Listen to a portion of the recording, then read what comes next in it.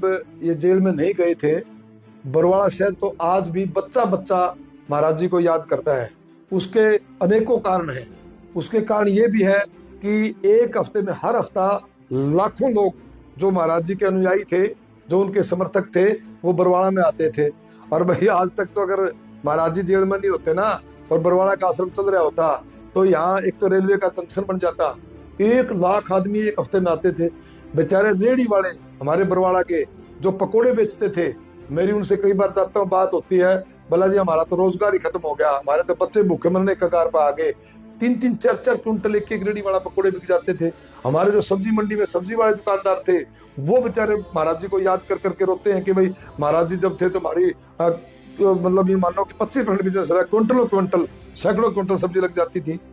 और petrol pump वाले थे, वो नुकरे में हमारा तो तेल ही बहुत अच्छा बिक्री होती। मतलब बरवाड़ा शहर का 36 बिरादरी के भाई और हर व्यापारी, चाहे वो छोटा था, चाहे किराने का था, चाहे कपड़े का था, चाहे वो आपका सब्जी की रेहड़ी लगाता था, चाहे सब्जी मंडी वाले थे, चाहे बेचारा गैस एजेंसी वाला था, जो भी थे, हर आदमी बरवाड़े का बच्चा बच्चा महाराज जी को याद करता है। और सच्चाई के अंदर बात यह है कि हमारे बरवाड़े का तो अब तक बहुत विकास हो गया होता। और प्रत्यक्ष को प्रमाण की जरूरत नहीं है।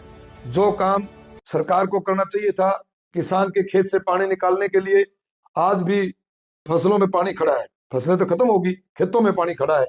तो महाराज जी ने जो स्कीम चलाई कि किसान बचाओ प्रांत बचाओ, उस स्कीम के तहत महाराज जी ने मेरे ख्याल से, मैं क्या बताऊं, लगभग सैकड़ों गांव में हजारों फुट तो पाइप देने का काम किया, हजारों मोटरें देने का काम किया। और लोग जो है ना, मैं ये कह रहा हूँ, लोग मैं काम में जाऊँ तो ब्याह शादी में जावा या किसी का बैठने के लिए जाते हैं तकलीफ में, कोई किसी की डेथ पे, तो लोग एक ही बात कहते हैं, महाराज जी ने जिवा दिए, महाराज जी ने बचा दिए।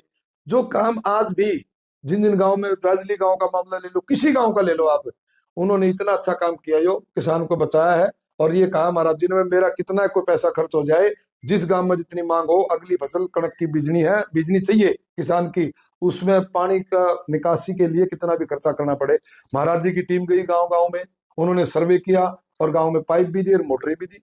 और हमारे समाज के लोगों ने, जो किसान समाज है, जो गरीब समाज के लोग हैं, उन्होंने उनका बहुत ज्यादा मतलब धन्यवाद भी किया, खापों ने भी किया, गांव के लोगों ने भी किया। एक और मुहिम देखी मैंने उनकी, तो वो तो इतने मतलब जनता का हमदर्द है।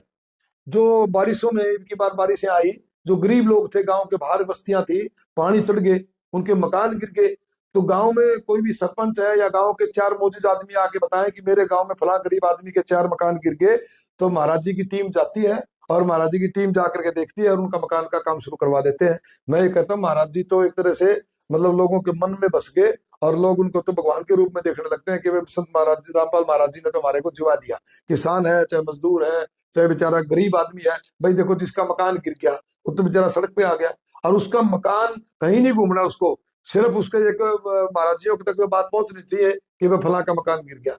हमारे यहाँ सरसोद में बनवाए 2-3 मकान, हर एक गांव में बनवा रहे हैं। जहां भी उनको पता लग जाता है तो उनकी टीम जाके सर्वे करके और फटाफट मकान के पैसे देती है, मकान का सामान देती है और मकान बनवाने का।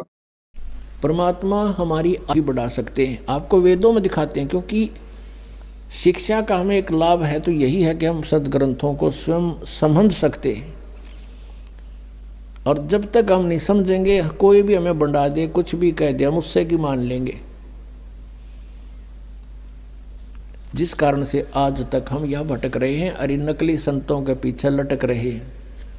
ये देखिएगा, ये है ऋग्वेद, आपको दिखाते हैं ये कहाँ से प्रकाशित है। सर्वदेशिक आर्य प्रतिनिधि सभा, महर्षि दानंद भवन, रामलीला मैदान, नई दिल्ली से। उनके फोन और फैक्स नंबर ये है। ये मुद्रक है Prince Offset Printers, 1510 Pataudi House, Daryaganj, Nai Delhi से। ऋग्वेद मंडल नंबर 10, सूक्त 161 161 और मंत्र नंबर 2 में, यदि रोगी नष्ट जीवन शक्ति वाला हो, यानी जिसका जीवन नष्ट होने वाला हो गया है, यदि अथवा सीमा से परे चला गया है,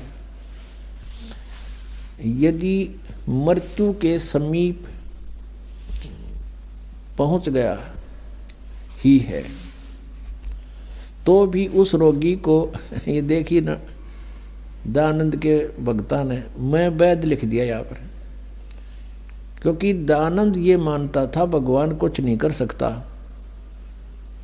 ना रोग काट सकता, ना उम्र बढ़ा सकता, इसलिए यहाँ लिख दिया मैं वैद। कष्टप्रद रोग के पंजे से छुड़वा लाता हूँ और 100 शरद ऋतुओं तक जीने यानी 100 वर्ष तक के लिए इसको बलयुक्त करता हूँ।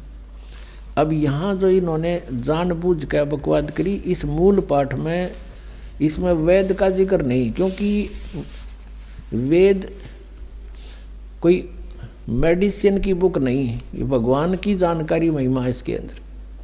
अब यहाँ तो ये न लिख दिया, फिर परमात्मा कहते हैं चोर चोरावे तुंबड़ी, वो गाड्डे पानी में, वो गाड्डे हुआ ऊपर आवे ना, सच्चाई छानी ना।